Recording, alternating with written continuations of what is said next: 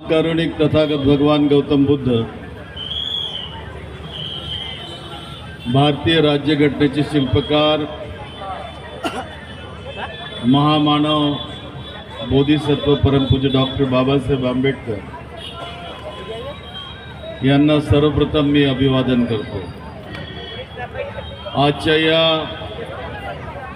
यशोधरा बुद्ध विहार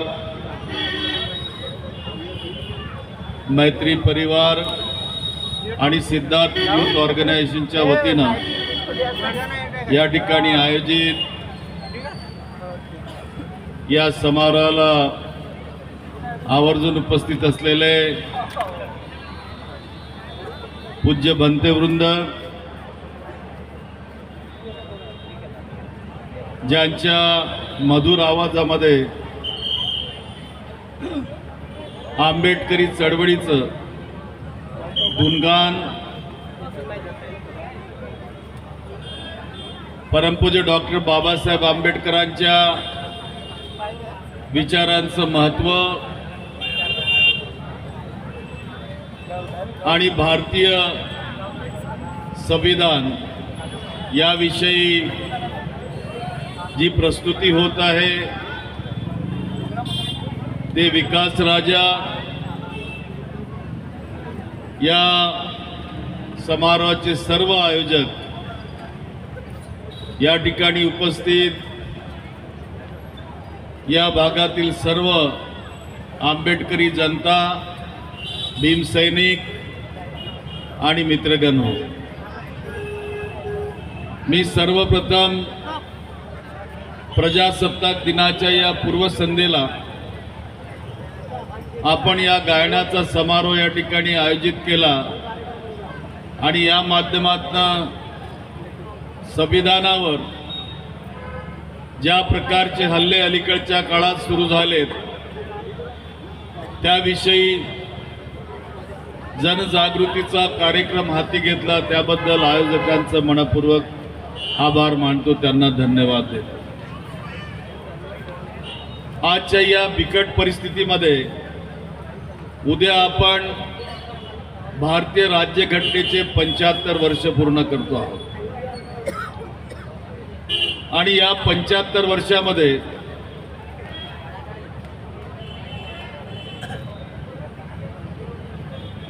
परमपूज्य डॉक्टर बाबासाहेब आंबेडकरांनी या देशाला काय दिलं, या देशाने त्याचं महत्त्व ओळखून या देशाच्या जनतेच्या हितासाठी कोणते महत्त्वपूर्ण काम केले, बाबासाहेबांनी भारतीय संविधानाच्या प्रास्ताविकेमध्ये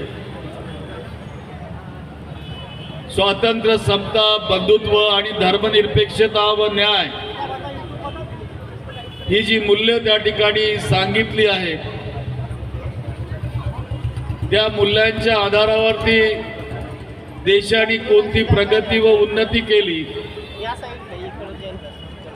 ज्या देशामध्ये सुई सुद्धा बनत नव्हती त्या देशाने मंगळ ग्रहावर आणि चंद्रग्रहावर रॉकेट बनवण्याचं काम सुद्धा या देशात केलेलं आहे। हा 75 वर्षाचा इतिहास या जगातल्या सर्वात मोठ्या लोकशाहीचा इतिहास सांगणारा इतिहास आहे। जे लोक आज म्हणतात की भारताला स्वातंत्र्य 15 ऑगस्ट 1947 रोजी नव्हतं मिळालं, तर आता मिळालेलं आहे, त्यांना मी सांगू इच्छितो की त्यावेळेला भारताला स्वतंत्रता जर मिळाली नसती आणि त्या स्वतंत्रतेच्या माध्यमातून बाबासाहेब आंबेडकरांनी या देशाला लोकशाही जर प्रदान केली नसती तर तुमचे लोक या देशाचे राष्ट्रपती नसते झाले आणि पंतप्रधानही झाले नसते। आणि तरी तुम्ही या ठिकाणी सांगता की स्वतंत्रता त्या काळात मिळाली नाही। हो, हे खरं आहे की ती तुमची स्वतंत्रता नव्हती, कारण तुम्हाला या देशाचा तिरंगाच कधी मान्य नव्हता. तुम्हाला तो तिरंगा मान्य नसल्यामुळं तुमच्या नागपूरमध्ये असलेल्या देशाच्या मुख्यालयात गेल्या 50 वर्षात तिरंगा सुद्धा तुम्ही लावला नव्हता. परंतु उच्च न्यायालयाने फटकार दिली आणि सन 2005 पासून तुम्ही तो तिरंगा फडकवायला सुरुवात केलेली आहे. तुम्हाला भारतीय संविधान कसं मान्य होईल? कारण ज्या दिवशी बाबासाहेब आंबेडकरांनी 26 नोव्हेंबर 1947 ला या देशाला संविधान अर्पण केलं, तेव्हाच बाबासाहेबांनी सांगितलं की हे संविधान केवळ या देशासाठी नाही, तर या देशाला गेले अनेक वर्ष जे विदेशी आक्रमणाने भोगावं लागलं, जी सामाजिक कठीण परिस्थिती, ज्या परिस्थितीमध्ये आमच्या गळ्यात मटकं लटकवून आमच्या कमरेला झाडू बांधण्यात आला, त्याला नकारणारी ही स्वतंत्रता आम्हाला यावेळेला मिळाली होती. आणि त्या माध्यमातून आज आमचा देश केवळ प्रगती करीत नाही, तर या देशामध्ये हे संविधान आम्ही भारताचे लोक म्हणून आमच्यासाठी, आमच्या भविष्यासाठी, आमच्या प्रगतीसाठी आमच्या बापानं आम्हाला दिलेलं होतं, या देशाला दिलेलं होतं. म्हणून या ठिकाणी म्हटलं जातं कि रुतबा मेरे सर को तेरे संविधान से मिला है, ये सम्मान भी मुझे तेरे संविधान से मिला है. अरे औरों को जो मिला है वो मुकद्दर से मिला है, हमें तो मुकद्दर भी बाबा तेरे संविधान से मिला है, हमें मुकद्दर भी बाबा तेरे संविधान से मिला है. आणि म्हणून ज्या संविधानाने आम्हाला जे दिलं आहे, तुम्ही किती परभणी असो, ज्या ठिकाणी तुम्ही संविधानाची मोडतोड केली, मी स्वतः त्या ठिकाणी गेलेलो होतो. सोमनाथ सूर्यवंशी यांना मला भेटू दिलं नाही, परंतु ज्या महिलेला मारलं होतं तिला मी भेटलो. वस्तीतल्या लोकांना, भीमनगर गौतम नगरच्या लोकांना भेटलो. अत्यंत केविलवाणी परिस्थिती त्या ठिकाणी होती. कोमिंग लावून घरातून ओढू मारण्यात आलं होतं. त्याचा विरोध परभणीचे लोक आणि राज्यातील, देशातील लोक आज करतात. परंतु ज्या पद्धतीनं या देशाचा गृहमंत्री या ठिकाणी सांगतो कि क्या बाबा साहब का नाम लेते हो, उतना ही नाम अगर भगवान का लिया होता तो आपको स्वर्ग मिला होता. अरे हरामखोर, पहले ये तो बता कि तू रोज सुबह उठकर भगवान का नाम लेता है, तेरे को कौन सा स्वर्ग यहाँ मिला? उस स्वर्ग की बात तो यहाँ आकर हमको बता पहले. लेकिन वो हिम्मत नहीं इनमें, वो हिम्मतें कर भी नहीं सकते. एक बात मैं बता दूं, ये कई जन्म भी लेंगे तो बाबा साहब का ये संविधान बदल नहीं सकते. लेकिन इसका मतलब ये नहीं कि हमने होशियार नहीं रहना है.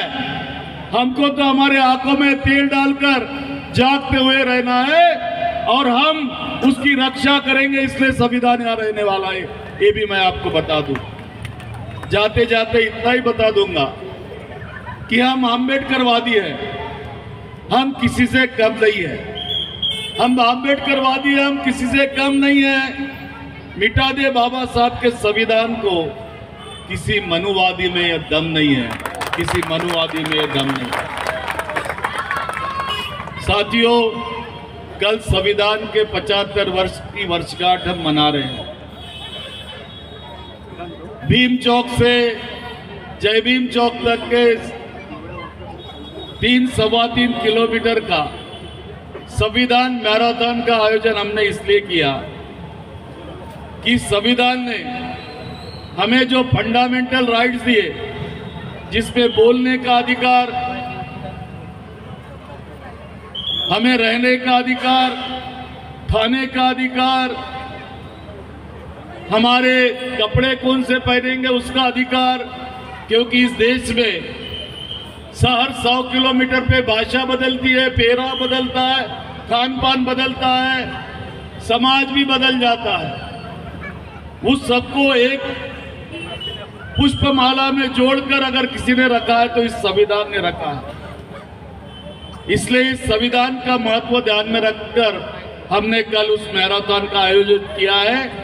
मैं बाबा साहब के नाम पर, जय भीम के नाम पर, जय संविधान और जय भीम के नाम पर वहां दौड़ने वाला हूं। आप भी मेरे साथ कल भीम चौक आइए और जय भीम चौक से जय भीम चौक तक के कदम से कदम मिलाकर संविधान की सुरक्षा के लिए उसमें सहभागी बनिए। यही विश्वास, यही निवेदन आपको यहाँ करता हूँ। धन्यवाद। जय भीम, जय संविधान।